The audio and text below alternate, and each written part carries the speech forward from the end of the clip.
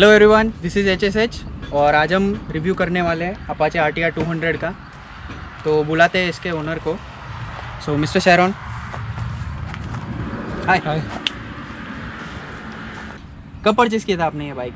मैंने ये बाइक 2019 जून को परचेज़ की थी, तो उसके साथ अब तक तो ऑलमोस्ट 1 ईयर हो चुका है बाइक के साथ। कितने किलोमीटर्स किए आपने ड्राइव फिर उसको? अब तक तो 21,000 किलोमीटर्स हो चुके हैं बाइक के। 21,000 किलोमीटर्स। ओके, आपका ब्रेकिंग कैसा था? फर्स्ट 1000 किलोमीटर आपने किस तरीके से किया था? नॉर्मली जैसे वो जो बताते हैं कंपनी से बोलते हैं कि राउज़ करने से पहले 100-150 किलोमीटर धीरे चलाए, वो मैंने एक्चुअली नहीं किया था। ओके। फर्स्ट डे ऑलमोस्ट 140 पे टच करवा दिया था। ओके, फर्स्ट फर्स्ट कोई डे। बात नहीं है, मतलब 2018 के बाद की जितनी भी बाइक्स आई है इंट्रोड्यूस करवाई गई है, प्री राउस बाइक्स होती है फैक्ट्री से ही। हाँ, तो TVS भी फॉर्चुनेटली वही करती आ रही है। ओके। तो आपने हार्ड ब्रेकिंग किया था, फर्स्ट सर्विस करवाई, क्या था सर्विस का कॉस्ट? पहले की 5 सर्विस जो है वो है फ्री सर्विस इसकी। सबसे पहली सर्विस इसकी थी 1000 किलोमीटर्स पे। इंजन ऑयल और ऑयल फिल्टर का टोटल चार्ज आता था अराउंड 800। ओके। और बस उतना ही था। एक 5 सर्विस तक तो उतना ही चार्ज आता है। उसके बाद पेड सर्विस जो भी शुरू होता है वो चालू होता है अराउंड 1100-1200 तक जाता है। मतलब 1100 टोटल खर्चा मिला के? हाँ, टोटल खर्चा मिला के। ओके, लेबर मतलब वो लोग सर्विस चार्ज 500 जैसा कुछ लेते हैं? हाँ, लेते होंगे। ओनरशिप मेरी यही है कि यामाहा R15 वर्जन 2। सो उससे तक के उससे टूरिंग में जो बोलो लॉन्ग डिस्टेंस जर्नी वो ज़्यादा अच्छा नहीं होता था। तो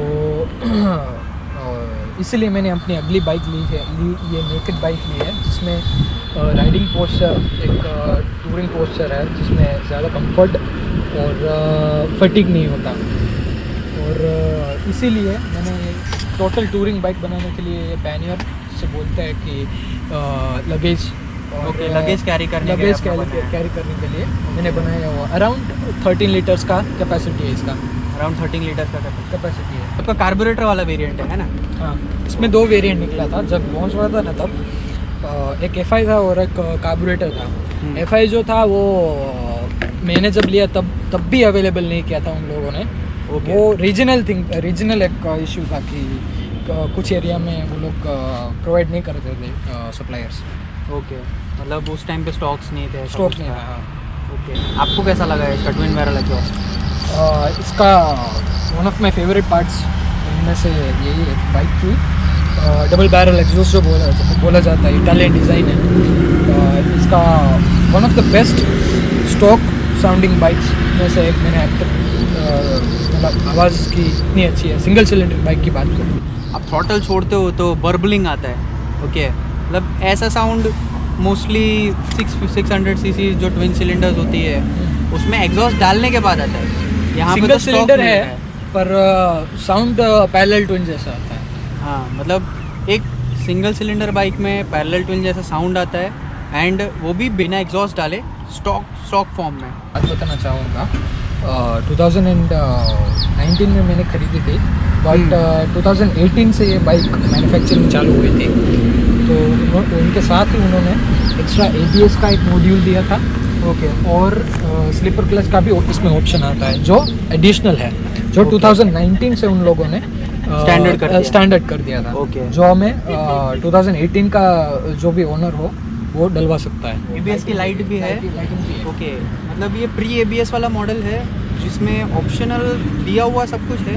अगर अपने किट लगवाना है तो हो सकता है पॉसिबल, और कंपनी से ही लग जाएगा तो वारंटी भी मिल जाएगी उस पर। तो बहुत अच्छी चीज़ है। तो आपको स्लीपर क्लच का कुछ प्राइसिंग पता है?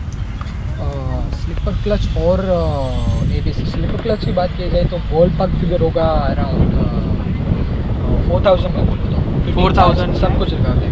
ओके, मतलब 4000 में फिटिंग भी हो जाएगा, एंड आपके जो पार्ट्स है जो चेंज होंगे वो भी आ जाएंगे। एंड ABS का कुछ बता सकते हो? कुछ आइडिया है उसका? ABS के बारे में मुझे ज़्यादा कुछ आइडिया नहीं है, क्योंकि मैंने ज़्यादा कुछ इसमें इंक्वायरी नहीं किया था। इनको पता नहीं है उस चीज़ के बारे में। ओके, एटलीस्ट मान सकते हैं कि कुछ 15,000 जैसा हो सकता है, मैक्सिमम गिन सकते हैं 15,000 जैसा कुछ हो सकता है, क्योंकि लाइट्स है, जो मॉड्यूल का प्लेसमेंट है वो सब सारा कुछ दिया हुआ है, सिर्फ मॉड्यूल लगाना है एंड ब्रेक लाइन्स ऐड करनी है, वो सब रहेगा। एक इंपॉर्टेंट क्वेश्चन तो भूल ही गए हम लोग, मतलब इंडियंस का फेवरेट है वो, कितना देती है? कितना देती है मैं इसका अगर जवाब दे तो हाई परफॉर्मेंस अगर देखा जाए कि मैं अगर हाई RPMs पे चलाऊँ तो अराउंड 35-40 के बीच में देती है। एंड एक एवरेज स्पीड मेंटेन करूँ 90-100 के बीच तो ये 40 अबव देती है। 40 अबव देती है, एंड अगर मान लेके सबसे ख़राब भी दे तो 35 तो होता ही 35 तो होता ही है। ठीक है। एंड एक्सीडेंट्स या इंश्योरेंस का आपका कुछ एक्सपीरियंस है? नहीं, अब तक तो इसमें कोई भी मेजर क्रैश नहीं हुआ है और कोई भी इसमें अभी भी डिफेक्ट नहीं दिखा है अब तक तो। 21,000 किलोमीटर हो चुका है बट कोई मेजर इशू नहीं है। तो मतलब 21,000 किलोमीटर्स हो चुके हैं, 1 ईयर जितना, एंड 7 सर्विसेज करवाने के बाद भी एक इंडियन मैन्युफैक्चरर के पास से हमको कोई डिफेक्ट्स नहीं दिख रहे हैं। और अगर आपको मतलब बोला जाए कि इसमें कुछ इम्प्रूवमेंट करना है, जो बाइक में कुछ हो सकता था, तो क्या वीकनेस कुछ लगती है इसकी? इसकी वीकनेस की बात की जाए तो ज़्यादा कुछ तो नहीं है इसमें। तो बोलूँ तो ये एक वैल्यू फॉर मनी बाइक है, जितने पैसे दिए उस हिसाब से तो ये बाइक काफ़ी अच्छी है। ओके, मतलब बहुत बार लोग बोलते हैं कि इसका 6th गियर होता तो थोड़ा कुछ अच्छा हो सकता वो था। मैं बताना ही भूल गया कि पहले 4 गियर्स जो है, चौथी गियर तक तो बाइक खींचती है बराबर, फिर तीसरी गियर तक तो जब भी हम चौथे गियर में शिफ्ट होते हैं तो जो मिड रेंज बोलते हैं तब तक जो खींचना होता है बाइक का एक्सेलरेशन ही कम हो जाता है। ओके, मतलब पहले 3 गियर्स में एक्सेलरेशन अच्छा है, 4th गियर में शिफ्ट करते ही हाफ रेव्स तक पावर रहता है, फिर पावर कम हो जाता है, कम होना शुरू एक्सेलरेशन होता है। का जो रेंज है वो कम हो जाता है। ओके, और जब बात आती है 6th गियर की, 5th गियर की है, 6th गियर? हाँ, 5th गियर पे इसकी मैं तो बोलूँगा कि इसके इंजन की कैपेसिटी बहुत ज़्यादा है। 6th गियर डालने की सख्त ज़रूरत है इसमें।